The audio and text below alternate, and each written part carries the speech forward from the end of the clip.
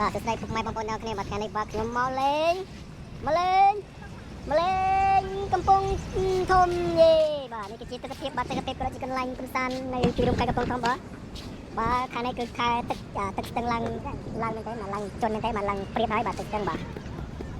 អូបាទថ្ងៃនេះគឺមិនស្រទុំល្អមែនទេបាទអត់ស្អីក្តៅហើយក៏អត់ស្អីត្រជាក់ដែរគឺមកល្មមបាទ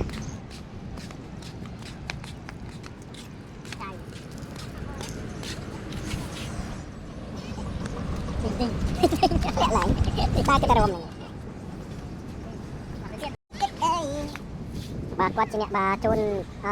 ឈ្នួលឡានបាទគាត់យកម្នាក់ 50000 ណាគាត់ថ្លៃឈ្នួលឡានមកនេះបាទអត់ទេបោះទៅក្មេងបោះទៅចេះហៅទឹកជូននៅក្តៅស្មានក្តៅណាក្តៅណាស្មានបាទខ្ញុំក្មេងទៀតដែរបាទអត់ចាស់ទេបាទបាទដៃក៏ក្មេងដែរបាទដៃក្មេងដែរនេះមកគួយឡាញឡានដៃក្មេងពុកបើក៏ក្មេងឡើងអាយុ30ឆ្នាំហើយមកទៅជែក